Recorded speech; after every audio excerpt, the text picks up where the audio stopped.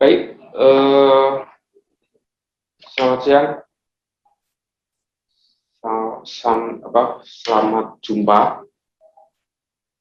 Kita mulai saja, Pak Izin minta waktu Pak Handoko, dan kami masih sambil menunggu Bu Hera dari BCA untuk bergabung sebagai panelis nanti. Kami mengucapkan terima kasih sebelumnya kepada para peserta yang sudah bersedia untuk bergabung dalam fokus group discussion, semacam ya seminar kecil-kecilan, diskusi kecil-kecilan yang mengambil tema soal makin boros, makin hemat atau makin boros sih sebenarnya di masa pandemi ini, gitu, semacam itu. Saya Stefanus Sarif Setiaji dari Bisnis Indonesia yang biasa mengelola halaman isu-isu terkait dengan finansial dan keuangan, akan memandu acara diskusi siang ini, dan nanti akan berkenan hadir bersama kita ada dua pembicara. Yang pertama adalah Ibu Hera F. Harin, Eksekutif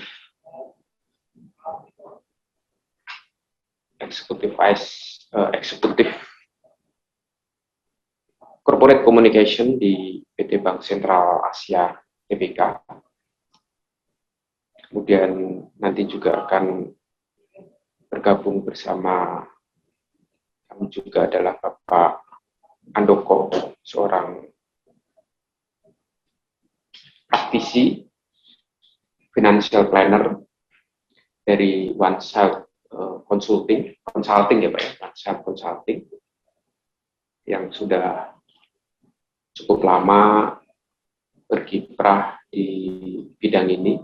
Saya mengenal Pak Handoko mungkin sudah sejak 7-8 tahun yang lalu, sering berkontak-kontak kalau misalnya terkait dengan terkait dengan strategi pengelolaan keuangan. Nanti kami akan banyak mengupas mengenai bagaimana sebenarnya strategi atau pengelolaan keuangan ketika masa pandemi. Nah, nanti Pak Handoko akan lebih banyak bercerita soal itu, bagaimana menyiapkan keuangan, bagaimana mengelola keuangan, baik itu keuangan pribadi maupun keuangan keluarga, khususnya yang lebih terplanning, yang lebih terencana, terutama dalam menghadapi situasi pandemi. Kemudian kalau dari Bu Hera mungkin akan banyak bercerita dari sisi perbankan. Perbankan juga saat ini juga menghadapi sebuah pola perubahan perilaku dari nasabah, pola transaksi, pola berinvestasi, nanti akan banyak bercerita soal itu sejauh mana bank beradaptasi juga dengan pandemi selama masa pandemi yang sudah lebih dari 1 tahun, dan sekarang sudah mulai istilahnya adalah new normal atau perilaku yang baru dalam menjalankan transaksi keuangan. Saya mau menyapa dulu Pak Handoko. Selamat siang Pak Handoko. Selamat siang Mas. Ya, baik, terima kasih Pak Handoko. Kayaknya Mbak Hera itu masih di attendees tuh Mas, harus menjadi host mungkin tuh. Udah masuk dari tadi saya lihat. Ya, Bu Hera apakah sudah bergabung?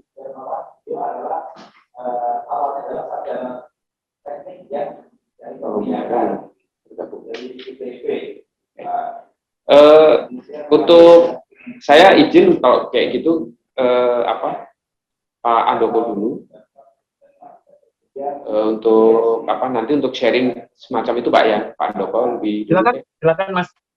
Yang ngobrol yang sharing terkait dengan bagaimana sih mengelola keuangan atau sebenarnya pola masyarakat dalam dalam bertransaksi, dalam mengelola keuangannya selama pandemi ini seperti apa. Oke. Saya memberi kesempatan kepada Pak Andoko, silakan. Baik, terima kasih Mas Arief. Selamat siang Bapak Ibu semuanya. Terima kasih kepada kepada Bisnis Indonesia atas waktunya untuk saya berbagi sharing session mengenai salah satu topik, yaitu makin hemat atau boros di masa pandemi. Okay. Saya ada slide presentasi yang bisa teman-teman atau Bapak Ibu nanti lihat, terutama buat Bapak Ibu yang sangat visual, jadi membutuhkan slide untuk melihat. Saya cantumkan juga beberapa data-data yang bisa jadi bahan kita untuk melakukan financial planning di masa yang akan datang. Oke. Boleh ditampilkan slide-nya, Mas? Next.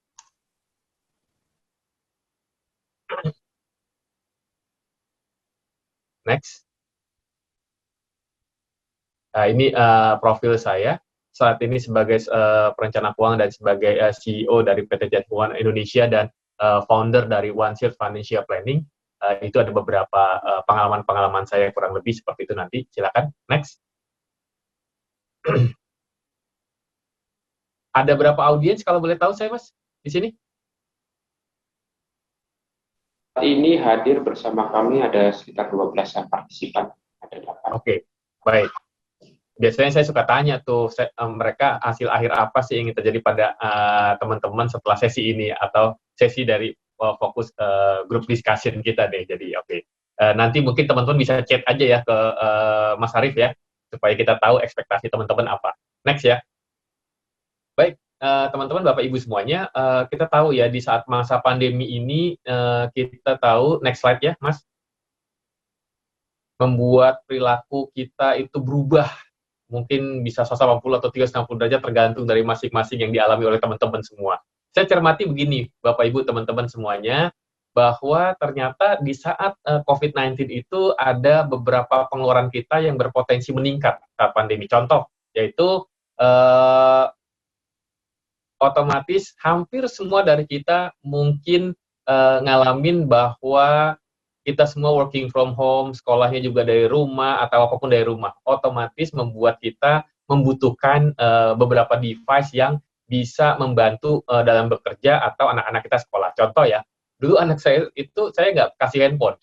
Sampai ketika teman-teman pada saat COVID memaksa mereka harus sekolah online jadinya ya. Mau nggak mau satu-satu harus punya handphone. Saya beliin tuh jadinya. Dengan kata lain, ada budget-budget yang tadinya kita tidak ada dalam budget kita, mau nggak mau kita keluarkan karena ada sebuah kebutuhan di situ, yaitu tadi yang handphone, kemudian dan yang lainnya.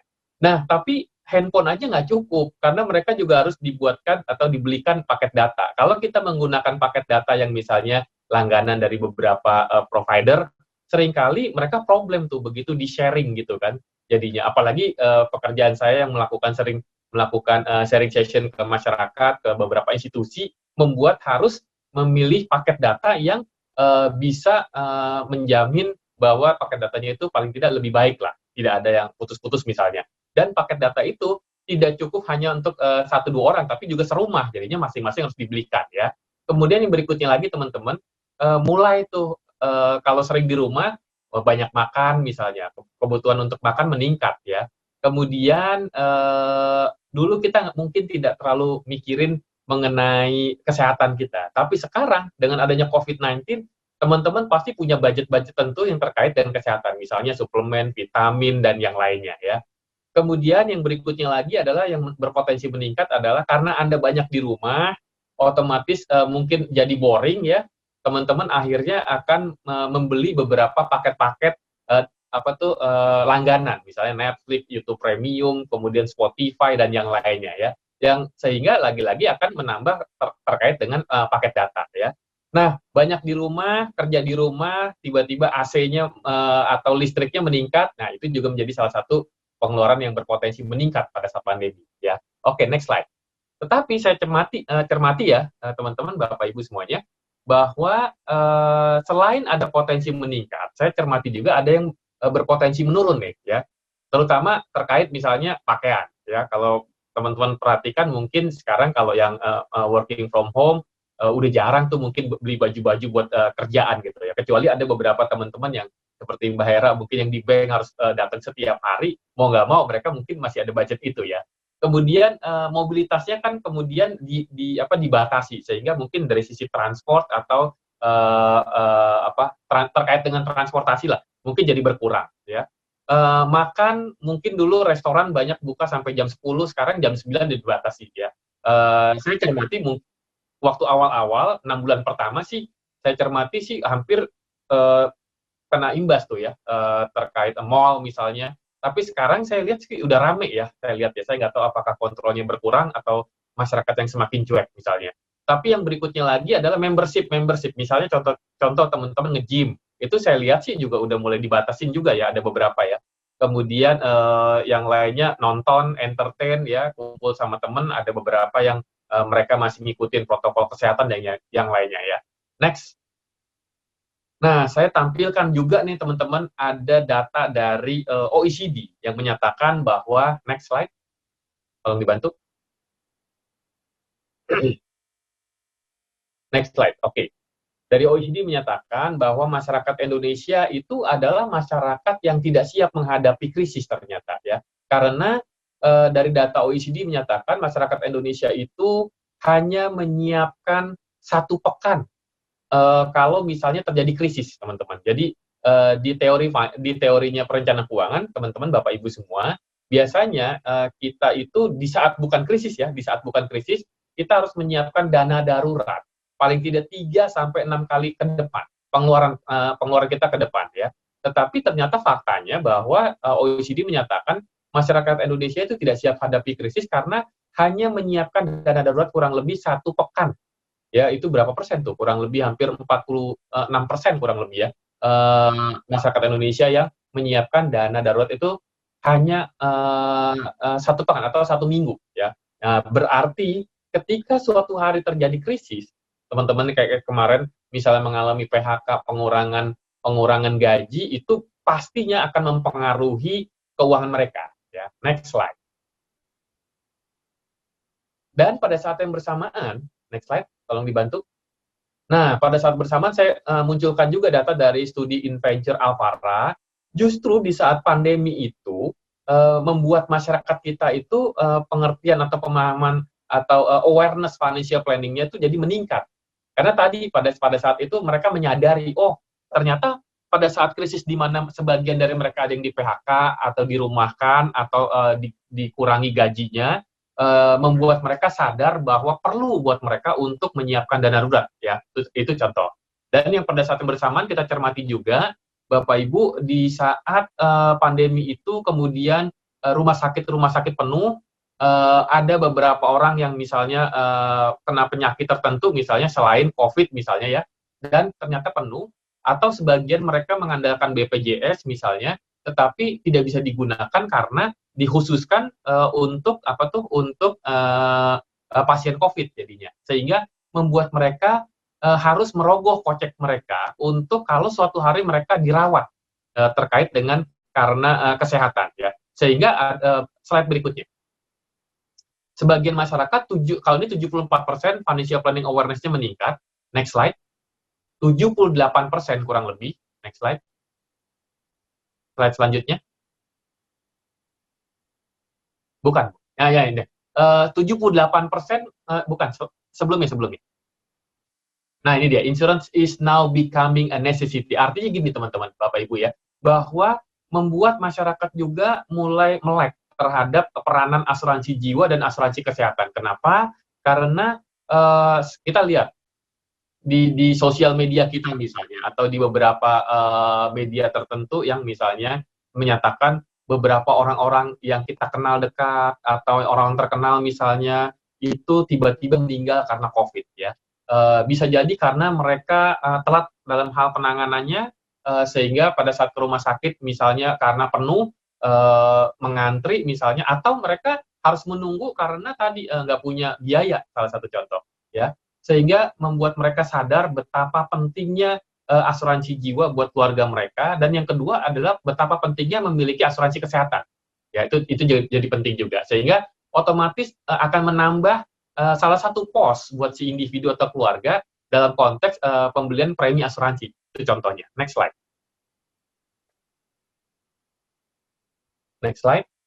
Bank juga, nah kebetulan ini ada teman kita Mbak Hera juga menyatakan bukan dari beberapa media, Bank mulai mewaspadai terjadinya lonjakan kredit bermasalah pasca restrukturisasi ya. Saya cermati juga karena adanya pengurangan, karena adanya orang yang dirumahkan, tidak digaji misalnya atau di PHK, sementara individu atau keluarga itu mereka sudah tadinya sudah ada pos-pos misalnya buat bayar KPR, bayar KKB misalnya, karena ada pengurangan tadi otomatis pasti akan berimbas kepada cara mereka mengelola keuangan ya, salah satunya terkait pembayaran utang-utang ya, misalnya terkait utang kartu kredit, utang KPR, utang KKB misalnya salah satu.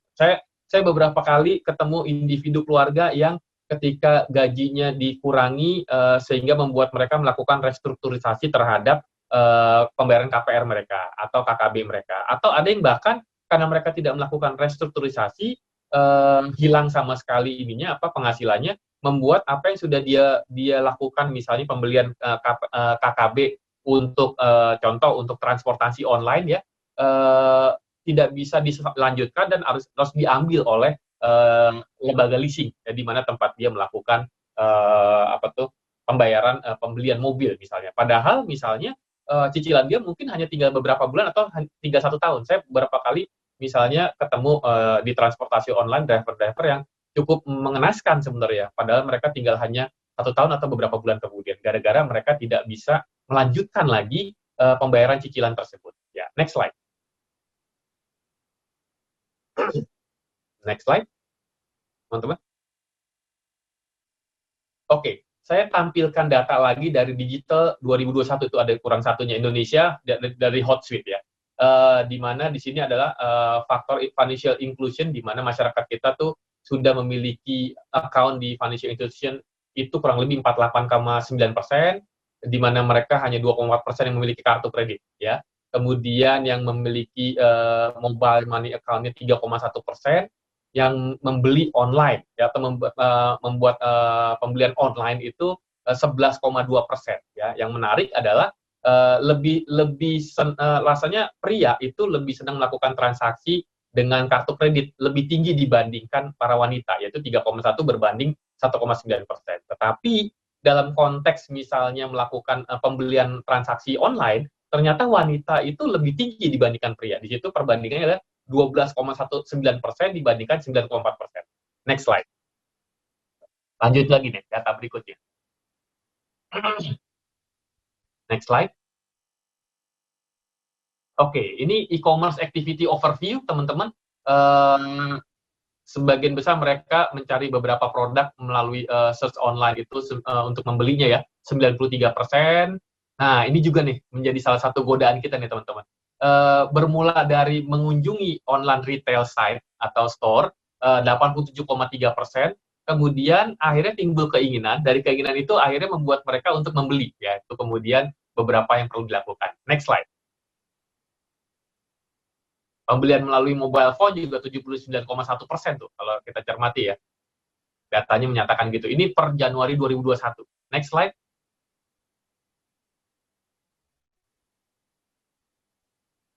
Slide selanjutnya. Nah, ini e-commerce, pertumbuhan e-commerce berdasarkan kategori ya, teman-teman.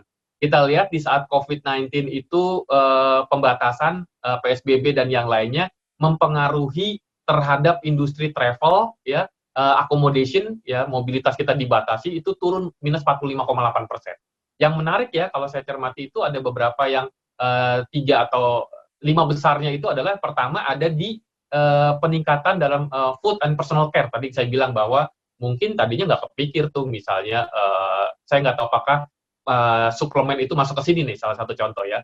Kemudian bertambah 61,3%, kemudian fashion and beauty itu 50,7%, itu nomor 3 kayaknya ya. Nomor 2-nya itu adalah mainan hobi ya, naik 51,5%, kemudian digital musik naik 35,1%, elektronik tuh teman-teman ya. Tadi saya bilang, tadinya saya nggak punya budget misalnya buat buat anak-anak saya. Memang saya batasi gitu. Karena kondisi yang atau kebutuhan untuk mereka sekolah online, mau nggak mau saya harus belikan handphone. Atau misalnya dalam konteks saya juga, karena pekerjaan saya yang harus membuat saya melakukan presentasi, saya harus membeli beberapa produk-produk elektronik yang bisa mendukung pekerjaan saya. Itu contohnya juga ya. Next slide. Kita lihat transaksinya apakah ada di sini. Next slide. Slide selanjutnya. Oke, itu tadi beberapa data-datanya ya teman-teman ya. Jadi saya cermati ya peluang data tangan saat pandemi adalah satu, bisnis online meningkat peluangnya dan bisa justru menjadi alternatif teman-teman untuk bisa mendapatkan income kalau saya cermati ya. Kemudian yang berikutnya lagi, pekerjaan kita itu makin efisien. Karena contoh, jadi kita nggak perlu lagi tuh mungkin transportasi akan berkurang tuh.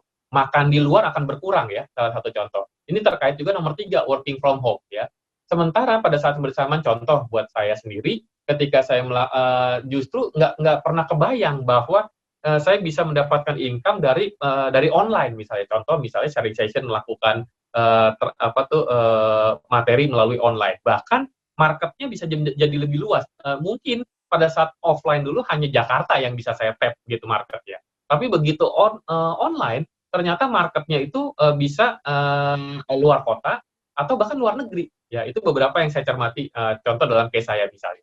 Nah, tantangannya Bapak Ibu, teman-teman adalah dengan adanya COVID, PHK ini makin banyak saya cermati karena beberapa perusahaan tidak mampu bersaing atau penurunan produktivitasnya juga dan menyebabkan penghasilan individu dan keluarga itu berkurang atau menurun ya. Ada beberapa yang dijatahi atau dibatasi jam kerjanya.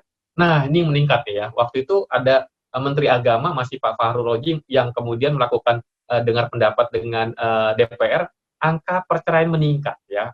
Saya cermati teman-teman, perceraian meningkat itu di saat COVID salah satunya terkait dengan tadi itu penurunan pendapatan dari sang suami misalnya, atau terjadinya PHK, mengalami stres misalnya salah satu contoh, sehingga terjadi peningkatan perceraian.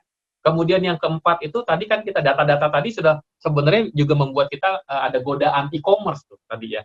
Dari mulai kita melihat dulu karena stres misalnya, kemudian akhirnya memicu keinginan, akhirnya menjadi sebuah keharusan untuk membeli ya.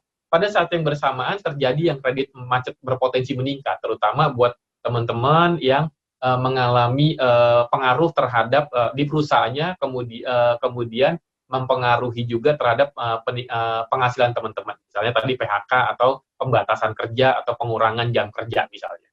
Oke, next slide. Mungkin ini terakhir. Oke, saya cermati ternyata ada penyebab perilaku hemat dan boros. Karena kita ngomongin hemat dan boros ya teman-teman.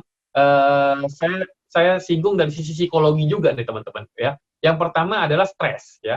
Seringkali belanja itu terjadi ketika teman-teman mengalami stres. Ya misalnya contoh pekerjaan yang banyak sehingga membuat teman-teman stres akhirnya jadi belanja online atau misalnya makan jadi lebih banyak contohnya ya. Kemudian yang kedua, hampir sebagian besar pembelian itu terjadi karena faktor emosi teman-teman ya. Contoh ketika teman-teman beli handphone, pasti teman-teman salah satunya adalah di drive oleh merek tertentu misalnya ya. Atau misalnya pernah suatu hari ada teman saya dari membeli rumah itu karena misalnya merasa nyaman di rumah itu. Padahal dia udah DP di rumah yang sebelumnya misalnya salah satu contoh ya. Jadi faktor emosi menjadi sangat penting sekali nih jadi buat teman-teman.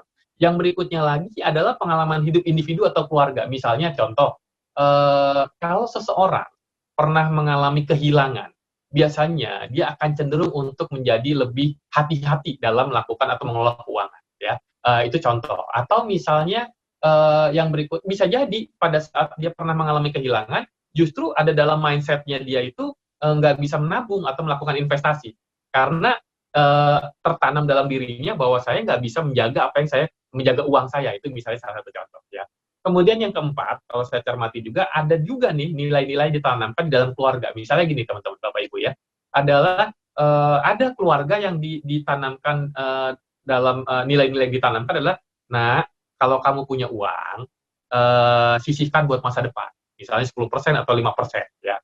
Tetapi ada keluarga yang ketika orang tuanya menanamkan adalah kalau kalian punya uang, nikmatin aja hidup ini, ya. Sehingga yang terjadi adalah ketika dia baru dapat uang, mereka tuh akan cenderung untuk lebih boros jadinya. Dengan kata lain, perilaku hemat dan boros ini bukan melulu tentang berapa banyak uang yang Anda miliki, tapi juga ada faktor-faktor psikologis yang Anda alami tuh ya. Itu salah satu contohnya ya. Sehingga terus terang sebagai perencana keuangan juga akhirnya saya juga harus mempelajari nih tentang behavior dari klien atau dari orang-orang yang mengalami atau yang menjadi contohnya kalau saya sih behavior klien saya misalnya salah satu contoh. Nah, itu membantu saya juga pada saat saya memberikan edukasi buat masyarakat umum atau buat financial institution karena sebagian besar klien-klien saya adalah financial institution tapi juga berkaitan juga dengan masyarakat ya. Karena saya percaya bahwa ternyata habit Anda itu bisa mengalahkan pengetahuan Anda. Ya, kita tahu bahwa dibilang boros itu nggak bagus, tapi itu dalam pikiran sadar kita. Tapi pikiran bawah sadar kita bilang, misalnya belanja tuh enak, nyaman gitu loh. Jadi membuat Anda bahagia, misalnya itu salah satu contoh ya. Jadi ada faktor-faktor yang lain, bukan melulu tentang pengetahuan, tapi juga ada faktor-faktor misalnya seperti psikologis Anda jadinya. Saya cermati juga di saat COVID ini, tentunya juga ini menguji ketahanan keuangan teman-teman nih.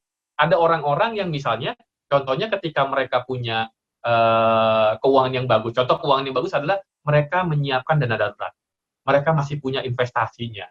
Mereka misalnya juga memiliki asuransi, misalnya kejadian hal-hal yang tidak diinginkan. Contoh tadi saya bilang dirawat inap misalnya karena COVID atau karena hal-hal lain ya. Atau mereka juga menyiapkan untuk pendidikan anak mereka untuk pensiun.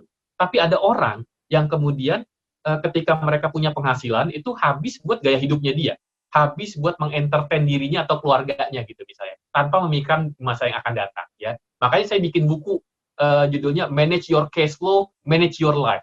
Cara Anda mengelola keuangan mencerminkan cara Anda menjalani kehidupan. Next slide.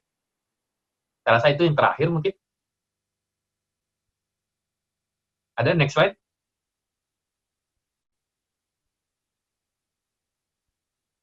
Oke. Saya kira itu Mas Arief yang terakhir, teman-teman bisa kontak saya kalau misalnya ada hal-hal yang ingin diskusikan selanjutnya. Saya kembalikan ke Mas Arief, terima kasih atas waktunya. Saya tutup dengan wassalamualaikum warahmatullahi wabarakatuh. Waalaikumsalam warahmatullahi wabarakatuh. Terima kasih Pak Andoko atas paparan yang sangat menarik terkait dengan pengelolaan keuangan dan melihat postur pengelolaan dan kebiasaan masyarakat di Indonesia dalam selama ini mengelola keuangan. Bersama kami juga sudah hadir Bu Hera F. Harin. Selamat siang Bu Hera. Selamat siang Mas Arief. Maaf ya tadi tuh saya coba masuk, saya join dari sebelum 10:30 tapi ada kendala untuk linknya. Dikirim sekretaris yang terakhir terupdate, syukurnya alhamdulillah bisa join nih Mas Arief. Thank you Mas Arief, saya ketemu dengan fansnya AC Milan nih kayaknya. Oh iya. Thank you pagi Mas Andoko juga. Ya. Halo pagi Mbak Hera, sampai ketemu lagi nih. Ketemu lagi nih kita. Ya. Baik. Bu Hera nanti akan lebih banyak cerita soal, kalau saya sih lebih tertarik Bu Hera cerita pengalaman pribadi selama pandemi ini dalam bagaimana menjalankan aktivitas terutama aktivitas pekerjaan, kemudian juga dalam mengelola keuangan. Sebagai orang ya salah satu eksekutif di perbankan, pasti kan Bu Hera juga udah terbiasa dengan mengelola keuangan, tapi karena situasi pandemi COVID ini pasti berubah banyak semacam itu. Nah, nanti saya ingin menggali ke Bu Hera juga yang Bu Hera ini kalau teman-teman yang belum mengenal beliau ini dulu adalah anchor, ya, seorang anchor televisi, jadi sudah biasa muncul di televisi nasional. Mungkin Bu Hera bisa cerita dari itu dulu Bu, selama ini pandemi itu apa yang membuat aktivitas pekerjaan pasti berubah, kemudian pengelolaan keuangan juga pasti berubah mungkin berdasarkan pengalaman Bu Hera. Benar nggak sih pandemi itu bikin orang makin hemat? Karena kemarin ada yang bilang, kok aku makin hemat ya sekarang selama pandemi, tapi ternyata faktanya tadi seperti Pak Andoko ceritakan juga ada yang makin boros karena data harus beli gadget, harus beli data untuk perangkat dan lain sebagainya. Silakan Bu Hira. Terima kasih Mas Arief. Mungkin Bapak Ibu sekalian selamat pagi. Sebetulnya saya juga lahir dari rahim yang sama seperti Mas Arief. Saya lahir dari rahim jurnalistik juga, media. Jadi sebelumnya saya memang diinformasikan boleh sharing tentang finansial gitu ya. Jadi saya katakan oke. Gitu. Jadi Mas Arief saya dengar tentang perbankan. Saya bilang sama tim saya lahir di dunia jurnalistik. Nanti biasanya kita bilang apa? Nanti ditanya apa? Tapi it's okay Mas Arief, paling tidak itu jadi membuat kita makin akrab lah ya. Mas Arief, thank you banget. Saya memang utamanya ya, jadi kalau ketika saya pindah industri saat saya di dunia jurnalistik dengan di industri perbankan itu perbedaan proporsional untuk alokasi cash flow saya juga berbeda.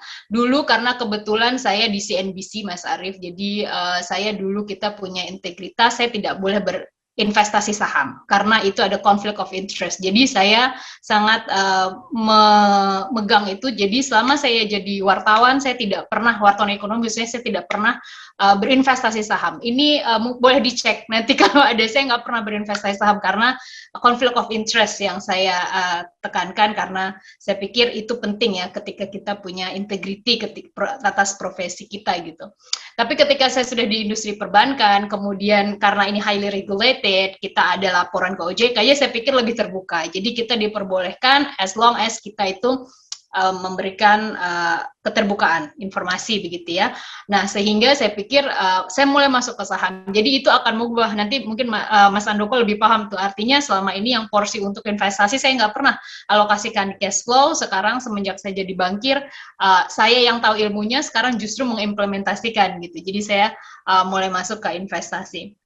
Sebelum saya mungkin bergeser ke proporsional cash flow saya bulanan, saya setuju tadi yang disampaikan Mas Andoko di slide terakhir kalau saya nggak salah, ada beberapa hal ya, jadi ada tadi stres, emosional, kemudian pengalaman individu, kemudian juga nilai dari keluarga. Saya pikir poin keempat itu penting, karena kebetulan mindset yang dibentuk orang tua dari kecil sampai sekarang itu biasanya nempel ya Mas Andoko. Jadi saya dulu tuh selalu kedua orang tua saya itu polanya sangat sederhana. Jadi dan satu hal lagi mungkin kita juga diingatkan kemungkinan saya muslim, saya yakin di semua agama juga ada, adalah berbagi. Jadi ada zakat kalau di muslim, ada sedekah gitu. Jadi itu tetap ada porsi dalam cash flow saya, ada yang wajib dikeluarkan. Nah, nilai-nilai itu yang membentuk pola saya ketika menjadi pelaku ekonomi. Jadi ketika saya dapat cash flow, saya mulai tahu seperti apa. Kebetulan saat saya join BCA itu sekitar 5 bulan selanjutnya adalah pandemi COVID-19. Jadi artinya saya tergiring untuk masuk ke pola spending saat sudah COVID-19. Leisure udah nggak mungkin dilaksanakan, makan di restoran juga udah enggak gitu. Artinya mungkin saya juga menjadi salah satu penyumbang investor baru di Bursa Efek Indonesia karena saya akhirnya join ke sana gitu, dan kemudian saya mulai mengamati bagaimana para investor baru ya masuk juga behaviornya seperti apa. Ada plus ada untungnya juga karena ternyata saya lumayan dapat di harga bottom ya, ketika orang pergi itu kita masuk gitu. Jadi itu adalah satu keberuntungan aja sih menurut saya gitu, karena setelahnya kita lihat lumayan lah ya untuk pergerakannya. Kalau selama COVID, Mas Arief, kebetulan kalau saya boleh bagi-bagi porsi ya, yang paling utama kalau spending saya dari total cash flow yang saya saat ini, bener banget saya ngerasa sangat jadi lebih hemat gitu, karena kebetulan saya juga nggak terlalu, orangnya juga nggak terlalu boros mungkin ya, balik ke karakter juga gitu. Jadi saya adalah pembeli fungsi. Jadi kalau saya mau beli apa-apa, saya selalu berpikir fungsinya apa, cukup signifikan nggak gitu, saya pakainya seperti apa, yang lama masih bisa dipakai atau enggak gitu misalkan. Dan kemudian tapi tadi mungkin hasil survei juga saya selalu menganggap belanja itu seperti retail terapi gitu ya. Buat cewek-cewek kayaknya nih Mas Andoko. Tapi yang reasonable gitu. Ada saatnya kita mengapresiasi apa yang sudah kita lakukan terhadap diri kita sendiri gitu. Ya. Kalau spending untuk operasional, saya pikir spendingnya itu saya ya nggak banyak lah ya, paling 30% gitu untuk spending operasional gitu, apa yang paling penting gitu, itu udah termasuk semuanya. Kemudian sekarang mungkin tambahannya itu adalah untuk telekomunikasi ya, kita kayak wifi di rumah kita pasti pakai yang unlimited, yang gitu-gitu itu baru. Betul. Kebetulan betul kata Mas Andoko dan Mas Arief, mungkin yang sudah punya anak, anak kita sekarang udah jadi native. Karena bahkan kita suka nanya gitu, ini gimana? Iya udah ada tahu katanya virtual background yang untuk filter-filter gitu di Zoom. Dia udah lebih tahu dibanding kita gitu. Jadi ya itu jadi salah satu itu juga ya spending baru gitu, misalkan internet ya, khususnya untuk internet. Untuk asuransi juga saya biasa lah, mungkin porsinya saya porsikan sekitar 2,5% lah ya untuk hal yang seperti itu. Untuk tabungan, saya pikir saya malah heavy, dibilang heavy ya, ya heavy lah di situ karena porsinya masih di bawah investasi saya, mungkin saham, reksadana, kemudian deposito. Itu masih di bawah yang intangible ya, yang kayak gitu tuh masih di bawah tabungan. Jadi tabungan saya masih porsinya masih lumayan signifikan gitu. Kemudian ya namanya kita cewek-cewek gitu suka ya kalau dapat cicilan 0% apalagi dari BCA. Tetap jualan. Kalau beli apa-apa gitu adalah porsinya mungkin sekitar 5%, 7% lah. Saya untuk cicilan-cicilan apa gitu. Kadang kan kita lihat ada produk apa gitu untuk untuk rumah ya gitu. Jadi kok lucu gitu. Oh, ada cicilan 0% nih BCA. Oh ya oke deh gitu. Jadi yang kayak gitu menurut saya tuh sederhananya lumayan ya, yang harusnya saya spending contoh misalnya 10 juta tapi 10 juta saya bisa cicil dalam 5 kali, 6 kali gitu kan. Artinya nggak harus jor-joran gitu. Jadi kalau dibilang porsinya selama selama pandemi benar jauh lebih hemat. Kebetulan kita juga punya ketentuan juga di perusahaan juga assessment-nya, self-assessment juga sangat ketat gitu. Jadi kalau kita mau kemana, kita luar kota, kita harus lapor, yang begitu-begitu untuk mencegah penularan. Sehingga dan juga selalu diingatkan terus gitu bahayanya penyebaran COVID-19, menghindari kerumunan, berkumpul. Jadi ya otomatis mobilitas sudah sangat terbatas gitu. Rumah, kantor, paling saya kebutuhan untuk beli kebutuhan itu juga sangat sesekali, udah that's it gitu. Jadi alokasinya ya sekarang lebih banyak ke tabungan, investasi, kemudian apa ya, untuk leisure yang sifatnya kayak teknologi lah ya. Sekarang lebih ke situ sih Mas Arief. Iya. Ngomong-ngomong e-commerce-nya Bu Hera sekarang di handphone itu ada berapa platform e-commerce nih selama pandemi? Itu kayaknya untuk melegitimasi hasil survei ya. Jangan-jangan nambah, ya kan? Gitu. Gimana? Iya, kalau juga nggak Bu Hera? Iya, e-commerce ya. Saya sekarang jadi juga mamah-mamah online jadinya. Jadi belanjanya online, hampir semuanya. Bahkan urusan yang kecil-kecil kayak pewangi setrika aja tuh udah semuanya sudah online gitu. Jadi e-commerce-nya saya nggak usah sebut brand, tapi saya ada sekitar 3 yang ada di saya. Tapi mungkin ada salah satu yang saya paling rajin karena menurut saya cashback dan diskonnya menarik. Itu natural ya sebagai pembeli. Ya. Jadi ya gitu deh. Jadi saya lebih banyak ke situ. Ya. Jadi kalau mungkin dari yang disampaikan Bu Hera bahwa tabungan porsinya tetap yang paling gede, gitu kan? Iya, karena cash is king ya. Masih kondisi kayak gini, cadangan kayak tadi Mas Andoko sampaikan, kesiapan ya kita amit-amit ya, knock the wood, tapi krisis itu kan kita harus uncertainty kan kondisi saat ini. Jadi saving itu ya masih posisi besar, Mas Arief. Ya, baik. Saya langsung kembali ke Pak Andoko nih, dari apa yang disampaikan Bu Hera tadi gitu. Dalam kondisi semacam ini, memang apakah porsi tabungan itu kemudian memang diperbesar atau memang kalau misalnya saya tadi belum sampai tanya juga ke Bu Hera gitu ya, apakah Bu Hera itu menyisihkan lebih banyak investasinya dari tabungan yang sebelumnya atau memang dari pendapatan yang memang sudah settle per bulan gitu, kemudian porsi tabungannya diperbesar atau memang porsi investasinya diperbesar gitu. Nah, saya pengen tanya ke Pak Andoko nih, idealnya dalam kondisi pandemi semacam ini, apakah memang seperti yang disampaikan Bu Hera tadi, apakah cash is the king, kemudian alokasi tabungan memang harus lebih besar, Pak Andoko? Gimana? Oke. Jadi Mas Arief, di financial planning kita tuh mengenal ada yang namanya dana darurat, Mas. Di mana kita harus menyiapkan 3-6 kali. Sebenarnya 3-6 kali itu dilakukan di saat justru bukan krisis, Mas. Tetapi justru di saat krisis rasanya 3-6 kali dari pengeluaran kita mesti tingkatkan tuh. Karena saya cermati kita belum ada ujungnya sampai di mana nih nanti ya. COVID-19 ini akan berakhir, apakah setahun, 2 tahun lagi, atau 3 tahun lagi gitu ya. Terutama buat teman-teman yang misalnya bekerja di sebuah industri yang terpengaruh sangat besar sekali, misalnya travel, kemudian hospitality misalnya ya, itu pasti mereka akan mengalami hal yang sangat tidak menyenangkan karena mereka di stop. Tapi ketika mereka sudah memiliki paling tidak, mereka bisa bernafas 3-6 kali. Jadi kalau misalnya apalagi saya cermati datanya di bank ya, di BI itu justru masyarakat Indonesia saya cermati tingkat menabungnya masih cukup bagus ya. Mungkin Mbak Hera bisa tabungannya naik. Ya, naik ya. Itu yang kredit kita menurun gitu kan jadinya ya. Sehingga membuat, kalau menurut saya itu karena adanya wait and see dari masyarakat kita karena tidak tahu kapan COVID ini akan berakhir, Mas.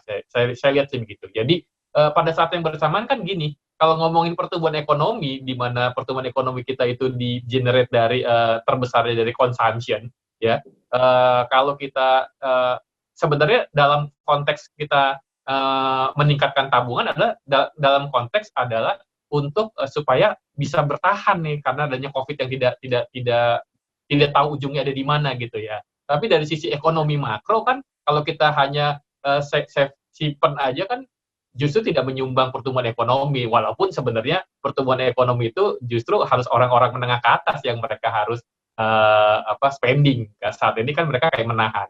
Jadi buat kita individu, Mas, mau nggak mau kalau bisa ada ukuran tertentu, misalnya 6 kali pengeluaran ya. Tabungannya itu disiapkan dulu untuk di aset, apakah itu di tabungan, apakah itu di reksadana pasar uang atau di logam mulia, yang paling tidak itu bisa dicairkan ketika mereka membutuhkan. Kurang lebih gitu, Mas Arief. Ya, baik. Saya ke pertanyaan dulu, Pak Andoko, di kolom chat sudah ada yang bertanya. Oke. Dari terkait dengan diskusi kita. Dari Mas Beni Juniardi. Selamat siang, Pak Andoko. Saya mau tanya perbedaan gaya hidup boros, hemat atau irit, dan pelita hati, pelit. Siapa yang menilai atau menyatakan bahwa kita itu masuk kategori boros, hemat, atau pelit? Siapa ini yang menilai? Financial planner seperti Pak Andoko atau mungkin bankir gitu seperti Bu Hera gitu yang menilai, lalu pelit lu. Ya, mungkin Mbak Hera mau di dulu. Silakan Pak Andoko, nanti saya mempertimbangkan. Thank you, Pak Bedi. Pak Bedi ini salah satu, kalau nggak salah, murid CFP saya, Certified Financial Planner saya. Sebenarnya dia udah tahu deh Pak Bedi deh jawabannya jadinya. Menurut saya gini, bedanya kalau boros dan hemat, ada contoh. Seringkali kan orang dibilang, hemat sama pelit, ada contoh aja dulu ya. Orang sering bilang kalau orang yang hemat dibilang pelit. Menurut saya sih enggak, itu berbeda ya. Pelit itu dia nggak mau ngeluarin uang, Pak Mas. Jadinya ya. Tapi kalau hemat, dia mau ngeluarin uang, tapi dia paling tidak mencari informasi. Misalnya, seperti tadi yang Mbak Hera bilang, ini kalau saya beli belanja di e-commerce ini, saya bisa dapat cashback misalnya, atau dia bisa dapat diskon misalnya. Nah, paling dia tetap spending, tapi dia bisa memilih mana yang minimal untuk pada saat mereka melakukan spendingnya. Ya. Sementara orang yang pelit, misalnya, dia sama sekali nggak mau ngeluarin uang, benar-benar nggak mau ngeluarin uang, gitu jadinya. Tentu yang ngelihat apakah mereka itu hemat atau boros itu bukan cuma kita, tapi bisa jadi keluarga atau misalnya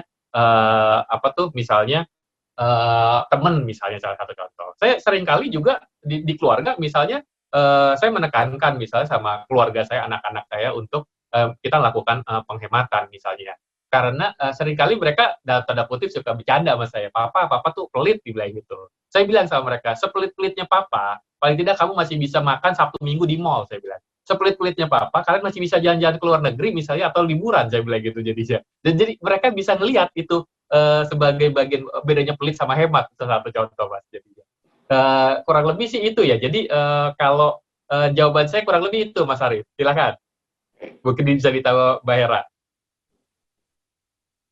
Oke, terima kasih Pak Beni. Ini pertanyaannya juga menurut saya menarik ya. Kalau tadi yang disampaikan Mas Andoko, saya pikir memang bergantung dari point of view siapa dilihat gitu. Kalau mungkin dari generasi anak-anak kita, mungkin kalau mau minta apa pengennya selalu ada gitu. Tapi bagaimana kita memberi pengertian ke mereka? Tadi mungkin Mas Andoko sudah memberikan contoh.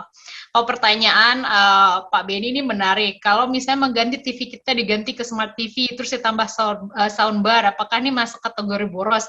Saya pikir ada dua hal. Yang pertama adalah proporsi dari cash flow, kedua adalah momentumnya apa dulu. Kalau misalkan cash flow-nya, misalnya harga smart TV-nya atau soundbar-nya mungkin kita udah ngincer nih dari berapa lama dan kita pikir tunggu nih ada momentum apa nih, mungkin akan ada diskon gitu, ada diskon akhir tahun atau jadi tergantung sebenarnya. Jadi kalau misalkan secara cash flow tidak terlalu signifikan, apalagi momentumnya kita bisa dapat diskon, nggak apa-apa loh Pak, karena di satu sisi kita kan lebih banyak di rumah, membuat kita lebih betah di rumah, dan itu ada yang mungkin kita sebut priceless ya. Jadi kalau kita hobi apalagi kan, jadi kita menikmati hati yang bahagia itu, jiwa yang bahagia itu kan meningkatkan imun. Jadi ya nggak apa-apa juga Pak Beni, kalau saya loh ya, karena saya pikir kita juga nggak membeli dengan emosi. Misalnya kita, saya ngincer ini nih gitu. Gue ngincer ini ntar kapan ya? Akhir tahun ada diskon. Atau sekarang kan suka ada diskon tuh karena mereka juga penjualan lagi turun gitu. Kita cek harganya dulu berapa gitu. Mungkin karena mama-mama kali ya. Jadi suka ngecek, iya beneran diskon nih gitu.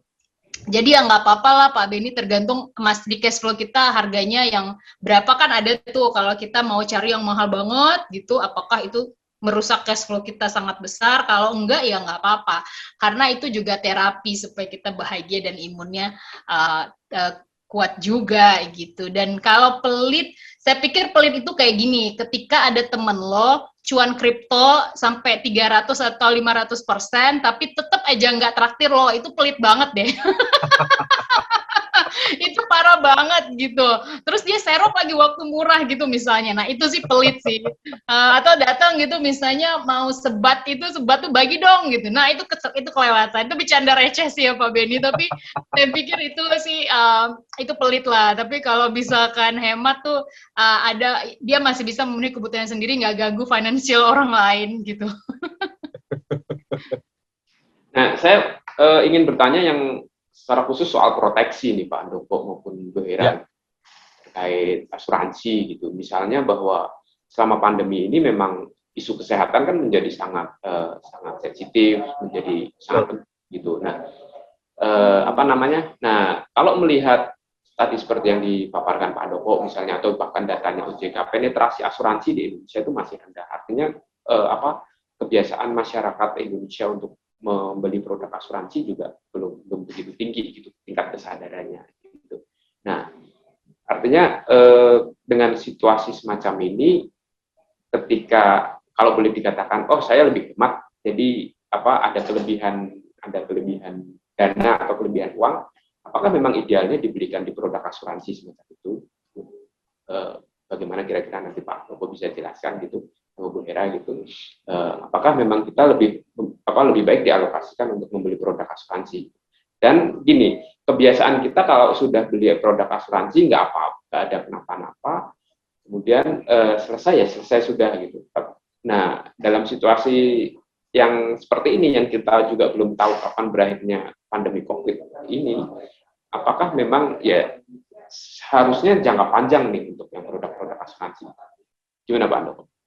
Oke, menurut saya gini Mas Arif, jadi asuransi itu adalah salah satu bagian dari personal risk management kita Mas, ya, bagian dari manajemen resiko pribadi lah atau keluarga ya, di mana ada beberapa hal-hal kejadian sebuah peristiwa yang teman-teman bisa menanggung sendiri, tapi ada juga yang harus ditransfer ke pihak lain karena jumlahnya sangat besar. Contoh misalnya kalau teman-teman, ya kalau cuma sakit-sakit hanya kecil-kecil aja mungkin bisa nanggung sendiri, biayanya mungkin hanya minum obat. Tapi begitu teman-teman kena penyakit kritis misalnya, itu perlu dipertimbangkan Bu, karena biayanya cukup mahal ya. Yang kedua, seringkali orang ngelihat bahwa asuransi hanya sebatas misalnya gue bayar premi, tapi kalau nggak terjadi apa-apa, hilang. Itu contoh kayak misalnya kalau kita punya asuransi mobil misalnya, nggak ada kejadian, kan hilang semua preminya, kita mesti beli lagi. Atau itu dalam konteks juga kalau di asuransi jiwa adalah term life atau asuransi jiwa yang tidak punya nilai tunai, hanya diberikan hanya ketika dia meninggal gitu jadinya ya Mas ya.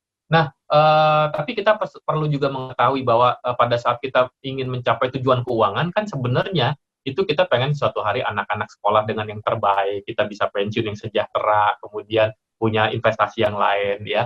Atau tapi pada saat kita ingin mencapai tujuan itu, kita punya resiko. Resiko itu adalah pertama kita meninggal dini. Kita bisa lihat dari beberapa orang-orang di media misalnya masih muda, kemudian jadi orang terkenal, penghasilannya banyak, ketika sakit dia nggak punya critical illness misalnya satu contoh. Atau ketika dia meninggal, anak-anaknya harus atau pasangannya harus bekerja lagi ya. Itu perlu dipertimbangkan juga karena asuransi adalah bagian dari financial planning. Malah kalau bisa dibayangkan dibuat sebuah metafora.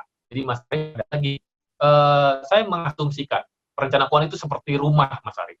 Di mana rumah itu ada tiga elemen yang paling penting. Yang pertama adalah fondasinya ya, fondasi rumah. Semakin tinggi rumahnya, semakin kuat fondasinya. Kalau enggak bisa roboh tuh rumahnya. Nah, fondasi itu dicerminkan melalui bagaimana teman-teman mengelola cash flow-nya dan bagaimana teman-teman membangun aset-asetnya menjadi aset-aset yang produktif. Biasanya gitu ya. Kemudian tujuan gentengnya bukan adalah atapnya, itu adalah tujuan keuangan teman-teman, yaitu tadi pengen pensiun sejahtera, pendidikan anaknya, kalau terjadi apa-apa kita paling nggak lebih aman nyaman misalnya salah satu. Nah, untuk bisa menyanggah tiangnya kan harus ada ininya Mas, harus ada untuk menyangga atapnya harus ada tiang-tiangnya. Tiang yang pertama itu yang paling penting adalah asuransi ya, karena jangan sampai teman-teman yang kedua investasi, jangan sampai kita udah investasi terjadi sesuatu yang tidak diinginkan, ngambil tuh uang dari tabungan sampai investasinya ya. Nah, makanya ada tiang yang pertama adalah asuransi, yang keduanya adalah investasi, yang ketiganya adalah tiang personal tax, bagaimana dia memilih instrumen investasi yang tax-nya minimal. Karena untuk meraih tujuan-tujuan tadi, dia harus mencari beberapa return yang bagus, tapi juga tax-nya minimal. Gitu, Mas Ari. Ya, Bu Hera mungkin mau menambahkan itu yang terkait asuransi. Tingkat kesadaran, tingkat kesadaran masyarakat. Mungkin di bank juga semacam itu mungkin pendekatan persuasi kepada nasabah yang untuk membeli produk asuransi semacam ini selama ini juga seperti apa gitu. Ya, terima kasih Mas Arief. Benar sekali Mas Handoko. Kami juga percaya bahwa asuransi merupakan salah satu pilar penting juga ya, dan kritikal kalau misalkan kita berbicara dalam jangka panjang gitu. Dari segi saya sebagai personal, saya merasa itu penting untuk kita punya karena memang untuk banyak lah ya, untuk keluarga juga itu menjadi salah satu yang perlu kita perhatikan, perlu kita alokasikan.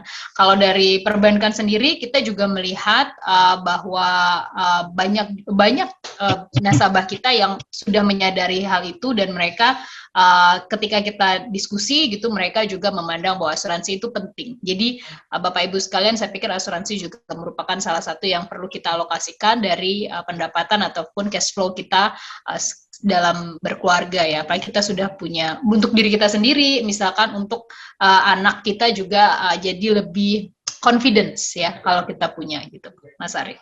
Ya. Nah, kalau yang asuransi semacam ini Pak Handoko, kan ada asuransi jiwa, ada asuransi yang terkait untuk misalnya rumah gitu. Ya. Nah, proporsinya atau idealnya itu mana yang harus didahulukan dulu? Kalau jiwa itu pasti gitu. Nah, kalau yang kayak misalnya untuk properti misalnya atau kendaraan gitu, terus sekarang lagi tren sepeda juga mungkin ada yang asuransi sepeda gitu. Semacam itu gimana Pak Handoko? Baik. Oke, Mas. Jadi yang paling utama sebenarnya asuransi yang pertama asuransi jiwa, Mas. Seringkali orang Indonesia justru mereka belinya tuh membelikan asuransi terhadap asetnya dia, misalnya properti atau rumah. Tapi mereka lupa, padahal sebenarnya dirinya adalah aset yang paling penting, karena melalui dirinya dia bisa menghasilkan income atau aset-aset yang lain gitu jadinya ya. Nah, yang paling penting adalah aset terhadap dirinya atau protect your karena asuransi itu adalah bagian dari protect your asset sebenarnya ya. Nah, kemudian setelah udah terhadap dirinya sudah dilakukan protect asuransi, baru kemudian kepada asetnya. Contoh misalnya mobil yang seringkali teman-teman lakukan untuk menjaga misalnya terjadi sesuatu yang tidak diinginkan contohnya ya. Baru kemudian rumah tempat tinggal ya.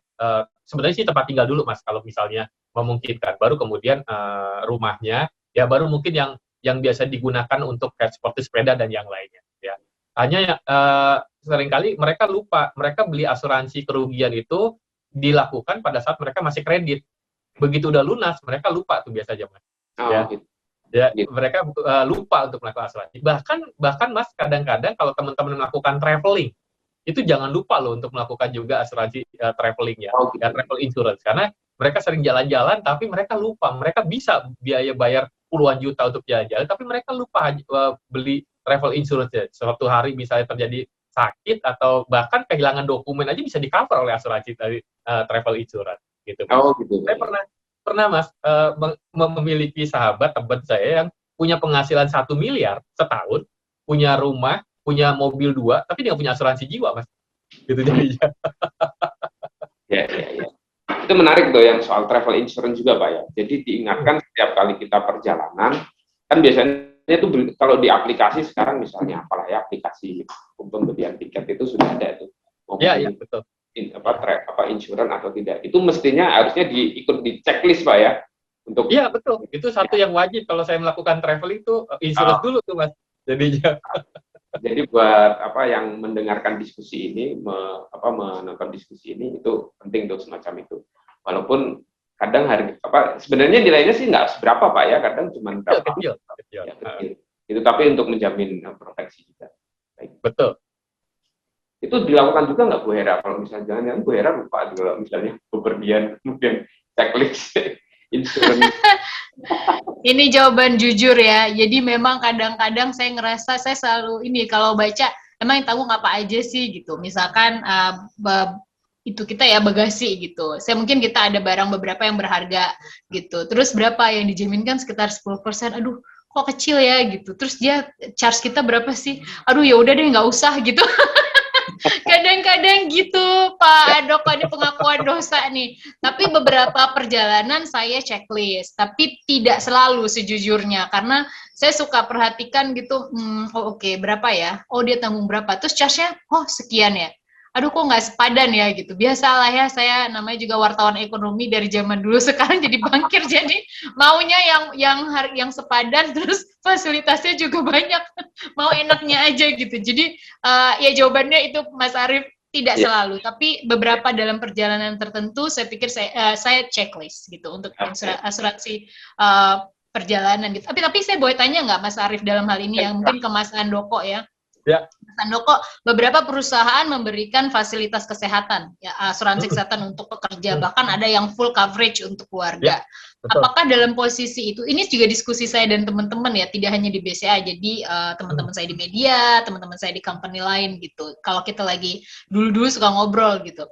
Apakah kita harus juga buka ya untuk asuransi yang untuk asuransi jiwa kembali? Karena mungkin masing-masing company ada yang sudah established, ada yang multinasional gitu, misalnya mereka cover semuanya. Jadi ada beberapa saya menganggap nggak usah lah ngapain lagi, kan udah di full coverage juga sama kantor kita ini gitu. Itu gimana ya Pak Handoko ya, Mas Handoko? Kayak misalnya BPJS Kesehatan, kemudian yang ada yang BPJS Kesehatan wajib, kemudian ada yang beli asuransi swasta sendiri gitu Pak ya. Nah betul Mas Arief, kan ada beberapa teman saya yang dia nggak punya karena menurut dia ngapain, kan udah bahkan ada yang sampai keluarga loh kan, jadi full coverage untuk 3 anak gitu, anaknya 2 malah nyisa lagi punya gue gitu sambil bercanda.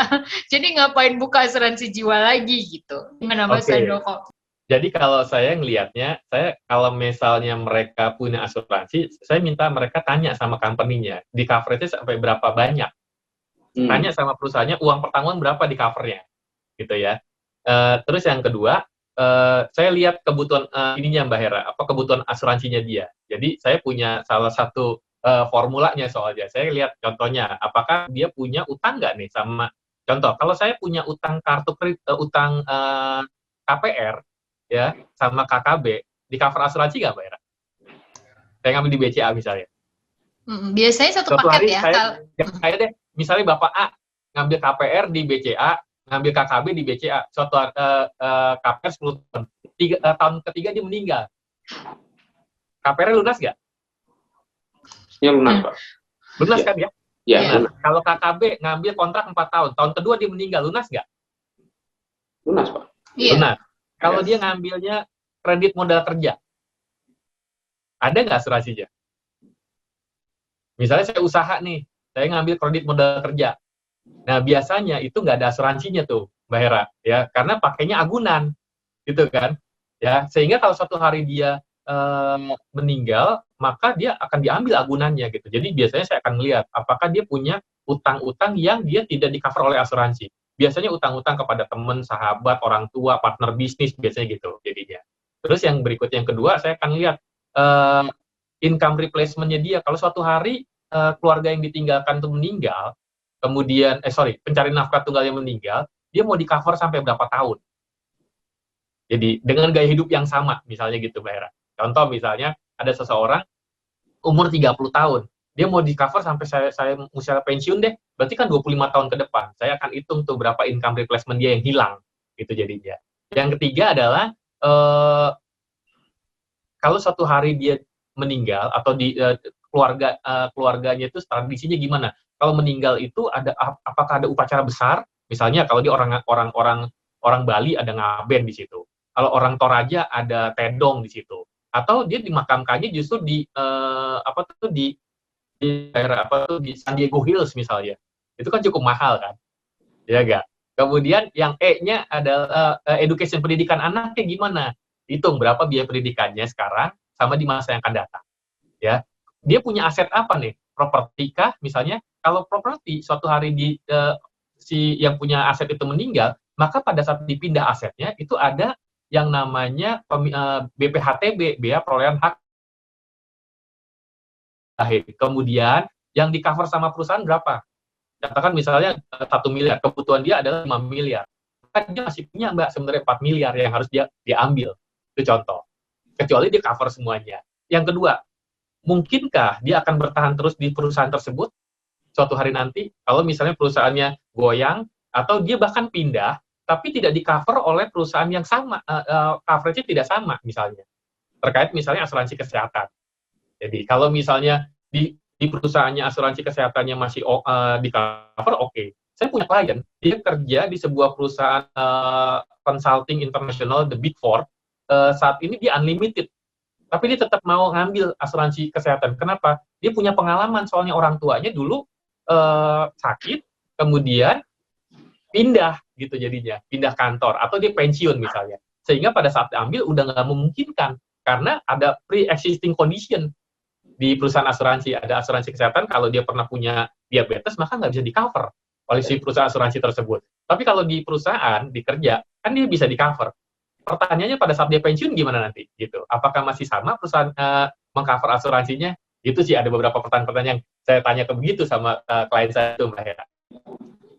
Thank you Mas Andoko. Ya, jadi ada beberapa kondisi ya yang harus dipertimbangkan dan dihitung kembali ya.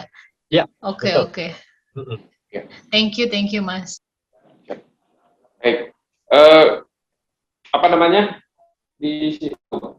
Mungkin di antara peserta ada yang mau bertanya langsung. Kalau misalnya kami beri kesempatan, kalau misalnya ada yang ingin bertanya langsung kepada para dua narasumber kami ini, Bu Hera dan Pak Andoko. Tapi sebelum ke narasumber, saya pengen ini Pak Andoko. Biasanya kan kalau financial planner itu kan selalu menghitung kayak istilahnya berapa pendapatan, kemudian untuk misalnya untuk biaya pendidikan berapa persen, semacam itu kan porsi semacam itu. Nah, untuk situasi pandemi semacam ini, apakah rumus-rumus semacam itu masih perlu, Pak? Atau mungkin porsinya apa yang harus ditingkatkan, apa yang harus dikurangi, semacam itu. Mungkin Baik. Thank you, Mas. Sebenarnya ada beberapa metode ya, Mas ya. Contoh, metode yang pertama misalnya, ketika teman-teman punya income, maka paling tidak kan kita tanpa sadar kita kan punya utang ya. Jadi boleh berutang boleh, tapi maksimal 35% dari total income kita. Nah, utang itu kemudian kan ada yang utang produktif, ada yang konsumtif. Utang produktif itu misalnya teman-teman beli KPR atau apartemen. Konsumtif teman-teman beli mobil, beli gadget misalnya, beli barang elektronik ya. Di mana kalau produktif itu diharapkan nilainya meningkat di masa yang akan datang. Kalau konsumtif nilainya menurun ya. Jadi paling tidak 35%, tapi dengan catatan 20%-nya adalah untuk utang produktif, 15%-nya untuk utang konsumtif. Oke. Nah, itu palingnya 35% udah diambil. Terus 10-20% itu gunakan untuk investasi. Ya, menabung dan investasi ya. Kemudian sisanya buat konsumsi, berarti kurang lebih 45%. Nah, itu cocok buat orang yang saya cermati ada orang juga 10% digunakan itu untuk ini Mas, pay yourself first. Ya, kenapa? Karena sebenarnya pada saat kita punya income, yang menikmati income kita adalah pemerintah lewat tax. Karena pada saat teman-teman terima gaji itu udah dikurangin tax kan, pajak ya. Jadi oleh sebab itu bayar dong juga buat diri Anda, yaitu pay yourself first. Tujuannya untuk apa? Untuk masa pensiun, biasanya gitu Mas. Nggak boleh diambil sampai nanti pada masa pensiun. 10% berikutnya digunakan untuk ini Mas, mengembangkan diri. Seringkali kita banyak sekali menyerahkan training kita, pengembangan diri kita pada perusahaan. Kalau perusahaannya nggak ngasih training, kita nggak training, gitu loh. Padahal itu justru training membuat kapabilitas teman-teman menjadi meningkat. Pada saat dia meningkat, maka nilai jual teman-teman jadi juga lebih bagus lagi, gitu ya. Atau bahkan jadi lebih kreatif. Atau teman-teman punya gelar profesi tertentu yang dibayar lebih mahal nanti. Gitu. Yang ketiga, yaitu investasi buat keluarga. Nah, salah satunya adalah pendidikan anak nih, Mas. Jadinya. Saya rasa sih mau pandemi enggak, tetap harus investasi buat keluarga penting. Jadinya. Yang berikutnya lagi 10% digunakan untuk tadi kalau Mbak Hera di keluarganya bilang bahwa ada zakat, kalau teman-teman yang perpuluhan itu berbagi. The more you giving, the more you receiving gitu, Mas. 10% berikutnya. Kemudian 10% yang lagi itu 40% ya. 10% berikut teman-teman berhak kok untuk menikmati apa yang sudah Anda raih, yaitu liburan. Jadinya 10% dari total income per tahun. Ya, 10% berikutnya digunakan untuk protect your asset, yaitu untuk asuransi maksimal. Ya. Sisanya 40% baru digunakan untuk consumption, mau transport, makan dan yang lain. Gitu aja, Mas. Nah, itu Pak. Sama gini, Pak. Misalnya saya sudah menyisihkan, taruhlah kita sudah menyisihkan tuh, supaya yang disisihkan ini kemudian tidak kita tidak kita pakai secara tiba-tiba, banyak dimasukin celengan tuh Pak, masukin celengan. Ya. Ini nanti kalau udah ini diambilin aja buat beli apa gitu. Gimana Pak? Jadi saran saya benar Mas, menurut saya auto debit itu adalah bagian dari pay yourself sebenarnya. Jadi seringkali ada orang yang dia menyisihkannya pada saat kalau ada sisa. Jadi income, dikurangin biaya hidupnya, utang, entertain, gaji, transportasi, dan yang lain, baru kalau di sisa dia menyisihkan. Akan lebih bagus kalau dia menyisihkannya justru di depan. Begitu saya punya gajian tanggal 25, tanggal 26 saya langsung auto debit. Ya. Kemudian yang menjadi kita akan narik karena kita nggak punya tujuan. Biasanya nih posnya naruh di reksadana ini sebenarnya buat apa sih? Posnya untuk naruh di tabungan deposito ini sebenarnya untuk tujuan apa sih? Seringkali mereka nggak punya tujuan. Jadi pada saat kita nanganin klien, biasanya kita minta tuh ininya Mas, aset dan kewajibannya. Nah seringkali mereka punya beberapa aset, tapi ketika ditanya, Pak ini ada deposito sekian ratus juta, sekian puluh juta, ini untuk apa sih Pak? Enggak, saya cuma buat nabung aja supaya saya nyaman gitu misalnya. Seringkali gitu. Tapi begitu mereka punya ada di drive dengan tujuan, mereka biasanya kecil kemungkinan mereka untuk ngambil Mas. Makanya yang ngambilnya itu diambil dari mana? Dari dana darurat, gitu Mas. Jadi baik itu tabungannya auto debit, kemudian produk investasinya juga auto debit semacam itu Pak. Bisa begitu. Terus dibuat tujuannya, misalnya buat tujuan pendidikan anak, apa tujuan pensiun, atau tujuan untuk bikin DP rumah kedua, misalnya gitu Mas. Kalau pengalaman Bu Hera selama ini untuk yang investasi lebih banyak Bu Hera kelola sendiri atau seperti apa, Bu?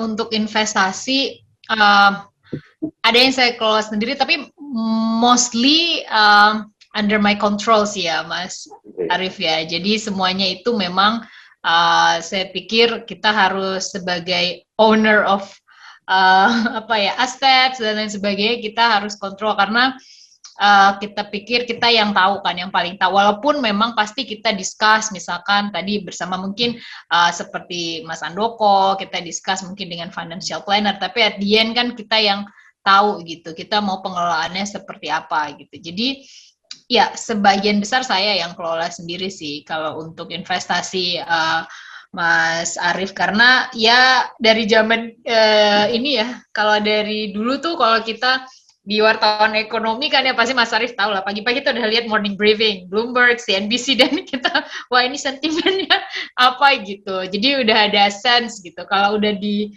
bank sekarang tetap pekerjaan saya tetap pagi kita cek apa yang terjadi, sentimennya kayak apa, lalu apa boosternya gitu-gitu. Jadi saya pikir kadang ada untungnya ya, mungkin kayak Mas Arif juga, Mas Andoko, mungkin Bapak Ibu yang di sini juga peserta dari FGD kita gitu. Kalau kita tahu, kita mau tidak mau pekerjaan kita mengarahkan kita ke sana, itu ada plusnya gitu. Jadi kita punya insight sendiri gitu. Wah ini sense-nya kayaknya kurang oke nih. Wah ini The Fed mau kemana nih gitu-gitu kan. Jadi kita kira-kira tahu lah gitu. Kalau bonds masih oke nggak nih gitu. Kalau wah agak kecil ya terus kemana dulu nih gitu. Jadi saya pikir tetap di saya kalau saya pribadi gitu ya. Mas Arif, saya boleh tanya juga nggak ke Mas Andoko? Aduh ini kayaknya masih naluri wartawan ya. Saya mau tanya ke Mas Andoko dong, boleh ya Mas Arif ya? Silakan, Mbak Hera. Tadi kan disampaikan Mas Andoko, saya pikir berdasarkan orientasi mungkin ya, orientasi orang ada tadi yang Mas Andoko katakan, boleh ada pinjaman produktif, ada konsumtif, tapi mungkin ada juga yang tipikal nggak suka tuh. Mungkin saya masuk di bagian itu tuh, yang di situ tuh, yang bagian gitu. Tapi apakah pola yang 10%, 40% itu seelastis apa sih dalam kondisi tertentu itu bisa bergerak gitu kan, teorinya memang 10 di akhir 40 gitu, tapi ada aja gitu tiba-tiba kira-kira oh ini yang nggak pernahnya diskon, dia diskon nih dan harganya agak lumayan gitu kan. Nah aduh ini akan kan, apakah kita harus sekaku itu dengan polanya atau ada beberapa yang bisa diizinkan lah gitu, agak elastis lah gitu. Gimana ya Mas Andoko ya? Belum di Pak Andoko, saya ada kesempatan kalau nggak salah Pak Hamdani ada hadir bersama kami di sini. Pak Hamdani atau siapa ini? Tidak ada ya. Kalau tidak ada, saya serahkan ke Pak Andoko. Silakan untuk merespon pertanyaannya. Anchor Bu Hera. Enggak, ini buat pribadi kayaknya nih Mas Arif, mumpung. Pribadi aja sebenarnya Bu. Jadi biasanya Mbak Hera kita ngelihat dari budget aja, antara budget sama realitanya Mbak Hera. Misalnya kan Mbak Hera kan udah ngeluarin pos-posnya tadi ya. Nah, ada orang yang dia keluarin pos-posnya bahkan udah untuk posnya 10% ini ada di tabungan ABC misalnya. Untuk yang 10%-nya ini ada di tabungannya XYZ misalnya. Jadi dia udah bikin gitu tuh Mbak Hera. Nanti kan karena dia udah ada pos anggarannya, kalau ternyata ada yang fleksibel, oh ada pos yang nggak kepake, Mbak Hera bisa lakukan itu. Boleh-boleh aja kalau kayak gitu Mbak Hera. Jadinya. Terutama sih yang di pos 40% tuh Mbak Hera sebenarnya. Atau di pos yang 40 liburan, yang di 40%, atau yang di liburan, paling nggak tuh apakah, sekarang kan bisa jadi, Mbak Hera kan nggak akan liburan kan, dan kita mau liburan juga mikir-mikir, ya nggak, jadinya, pasti pos itu hilang tuh, pos liburan, sebenarnya. Nah, pos liburan itu sebenarnya bisa digunakan buat teman-teman, Bapak Ibu, untuk hal-hal, apakah itu misalnya, mau untuk peningkatan diri, ataukah mau hal yang lain sih, silakan aja. Yang penting tidak mengganggu pos-pos yang lain yang di masa yang, jadi kan kalau di syariah itu kan katanya investasi untuk yang akhiratnya, yaitu tadi sedekah, misalnya perpuluhan. Yang kedua adalah investasi untuk yang masa depan, yaitu anak-anak misalnya, atau pensiun. Dan investasi sekarang yaitu untuk kebutuhan kita, tubuh kita misalnya, olahraga dan yang lainnya. Gitu Mbak Hera. Oke, thank you ya Mas Andoko. Berarti masih bisa nakal dikit lah.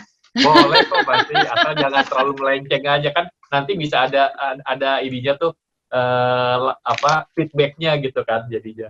Sebenarnya ada yang menarik ya, saya lihat dari Krader ya menyatakan bahwa gini nih, orang yang kesulitan membelanjakan uang mengalami kehidupan yang kurang bahagia, katanya dibilang gitu, Mas. Dibandingkan orang yang justru senang belanja. Ya, itu ada salah satu riset psikologinya tuh. Itu kayaknya memang psikologi masyarakat Indonesia yang memang indeks kepercayaan konsumennya tertinggi di dunia kayaknya.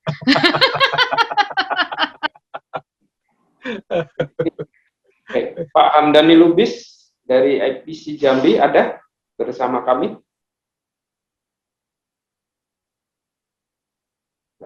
Di sini. Hamdani Lubis Rasen. Ya. Apakah mau bertanya Pak Hamdani Lubis? Kalau ini diketik di kolom chat aja Pak Hamdani. Ini pertanyaan terakhir saya sih Pak Andoko dan mungkin Silakan, Mas. Ya Bu Hera gitu. Salah satu yang menarik tadi seperti yang sudah Pak Andoko mention juga bahwa selain menghemat, selain mengelola keuangan, kita juga perlu dong mengincar peluang. Salah satu peluang yang salah satu peluang tadi yang Pak Andoko sampaikan adalah peluang melalui online gitu. Nah, bagaimana kita memulai sebuah peluang-peluang itu Pak, yang kesempatan apa saja yang bisa mungkin dilakukan oleh para teman-teman yang hadir di sini, bagaimana kita memulai bisa berbisnis online atau bahkan apapun lah ya, memulai peluang bisnis itu. Dan bagaimana mengalokasikan untuk kita memulai peluang bisnis. Oke, saya jawab dulu mungkin ya. Mas Arif, jadi kalau mau mulai dengan peluang online, mulailah dari yang hobi dulu, Mas. Kalau saran saya. Jadi tanpa biaya gitu jadinya ya. Contoh, misalnya mungkin teman-teman ada yang, contoh saya ya, saya senang berbagi, bukan sharing session ya, dengan online. Mungkin saya bisa bikin kelas-kelas misalnya bagaimana mengelola keuangan. Mungkin ada yang gratis dulu misalnya, sampai atau yang bayarnya hanya 50.000 misalnya. Kan modalnya hanya Zoom gitu ya jadinya. Ada yang berbayar, ada yang enggak ya jadinya. Kalau yang berbayar juga paling hanya berapa ratus ribu sebulan gitu jadinya. Dan itu bisa buat teman-teman lakukan untuk sesuatu yang produktif, bukan sesuatu yang konsumtif aja jadinya.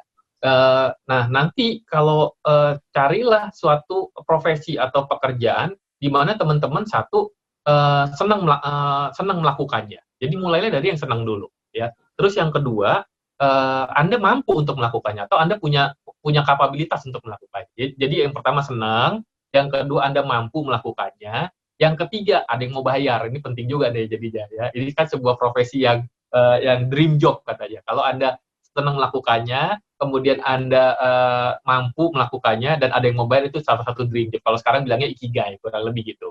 Jadi mulailah dari hal yang kecil, mulailah dari yang Anda senangi dulu. Kemudian berbagilah. Cepat atau lambat, Anda akan memenuhi kaidah the law of 10,000 hours, hukum 10.000 jam. Karena untuk menjadi seorang expert, Anda harus melebihi the law of 10,000 hours, hukum 10.000 jam. Karena cepat atau lambat Anda akan jadi master. Mbak Hera dengan 10.000 jamnya, Mas Arif dengan 10.000 jamnya menjadi seorang jurnalis, kemudian mungkin ada yang lain nanti, peluang-peluang yang lain, kurang lebih gitu dari saya, Mas Arif. Ya. Nah, tadi Pak Hamdani juga bertanya juga Pak ini Pak. Tadi kalau yang peluang usahanya di masa pandemi tadi saya kira udah dijawab sama Pak Andoko. Mulailah dari yang hobi gitu kan. Nah, kalau dari sisi modalnya Pak, nah ini Pak Hamdani nanya dari sisi modalnya. Nah, sebenarnya kan kalau online itu ya Pak Hamdani, tadi saya bilang modalnya hanya langganan Zoom ya. Bahkan sekarang hanya 45 menit aja udah bisa kok tanpa ada bayar gitu kan, jadinya sangat kecil sekali modalnya ya. Kemudian yang berikutnya lagi, kalau ngomongin industri di saat COVID, industri yang berkaitan dengan kesehatan, industri yang berkaitan dengan information communication, industri yang berkaitan dengan pertanian, itu juga menjadi salah satu industri yang bertahan di masa pandemi ini.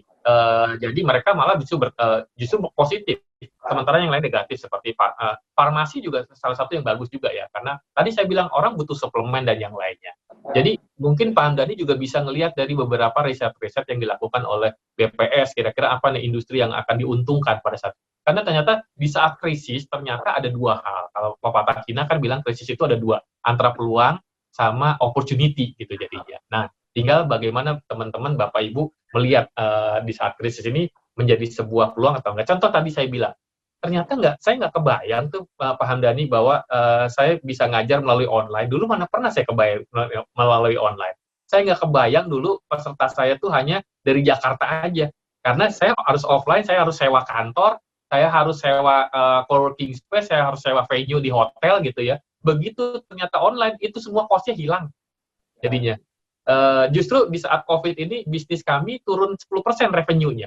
Tapi expense-nya turun 30%. Tapi net profit kita naik 400%. Itu kejadian di bisnis saya. Jadi Bapak Ibu ya. Jadi bisa Bapak Ibu lakukan juga, tapi juga harus melihat tadi saya udah kasih data-data. Bapak Ibu juga mesti ngelihat tadi melalui media lah kurang lebih untuk data-datanya. Seperti itu Mas Arief. Ya, baik, terima kasih. Waktu kita sudah sampai pukul 12. Pas. Masih ada satu lagi nih Pak Kabit. Oh, oke. Ini dia pengen diulang lagi Pak soal persentase budgeting penghasilan. Nah, pengen diulang lagi Pak yang soal persentase budgeting. Yang mana, Mas? Yang soal persentase budgeting Pak. Jadi baik. Ya. Baik. Kalau teman-teman yang suka berutang, maka 10-20% gunakan buat tabungan dan investasi. 10-20% ya. Kemudian yang 35% maksimal ya, tapi ini maksimal. Kalau tadi minimal 10-20%, kalau sekarang maksimal 35% digunakan untuk cicilan utang. Bahwa itu utang KPR, utang KKB, dan yang lainnya. Ya. Hati-hati kalau teman-teman udah utangnya kebanyakan, karena bayar bunganya juga makin besar. Bank sih senang-senang aja ya Mbak Hera ya, jadi ya. Tapi bank juga ngelihat, ini orang mampu bayar nggak untuk masa yang akan datang gitu. Jangan sampai saya punya nasabah yang nggak berkualitas gitu kan jadinya ya. Terus yang sisanya 45% itu gunakan untuk consumption, misalnya transport, makan, belanja, dan yang lainnya. Nah, kalau buat orang yang tidak suka berhutang, maka 10% yang pertama digunakan untuk pay yourself first. Maksudnya sebenarnya digunakan untuk suatu hari pensiun, teman-teman. Ya. Yang 10% berikutnya digunakan untuk meningkatkan potensi diri Anda. Biasanya buat training, seminar, dan yang lainnya. Ya, atau mempunyai gelar profesi tertentu. Yang 10% berikutnya digunakan untuk edukasi untuk keluarga, misalnya pendidikan anak, atau bahkan istrinya juga diberikan training, bukan cuma hanya dirinya doang, tapi pasangannya juga harus di-develop gitu kan. Jadi 10% berikutnya digunakan untuk sumbangan, perpuluhan, zakat, sedekah, dan yang lainnya. Ya, 10% berikutnya digunakan untuk protect your asset, asuransi. 10% berikutnya digunakan untuk jalan-jalan keluarga, entertain, silakan. Anda berhak kok menikmatinya. 40% silakan gunakan untuk consumption. Begitu, Mas Arief. Siap, baik. Terima kasih sekali Pak Andoko, Bu Hera atas waktunya sudah. Sama-sama Mas Arief, thank you. Sudah. Thank you Mas Arief, Mas Andoko juga thank you. Sama-sama Mbak Hera. Ini saya mudah-mudahan bisa ketemu nanti di BCA. Iya dong, ketemuan nanti ya sama Mas Andoko. Siap. Nanti kita bikin event lagi lah sama Pak Andoko sama Bu Hera. Terima kasih. Dapat undangan istimewa lagi nih kita Mas Andoko. Amin. Juga untuk partisipan semuanya yang sudah hadir siang ini sudah menyampaikan pertanyaan juga. Mas Arief dari Harian Bisnis Indonesia mengucapkan terima kasih. Wassalamualaikum warahmatullahi wabarakatuh. Waalaikumsalam warahmatullahi wabarakatuh. Terima kasih Mas Arief, Mas Andoko, Bapak Ibu atendi, terima kasih. Sehat selalu. Saya izin pamit. Amin. Thank you semuanya Mbak Hera dan Mas Arief. Sampai ketemu lagi teman-teman. Terima kasih.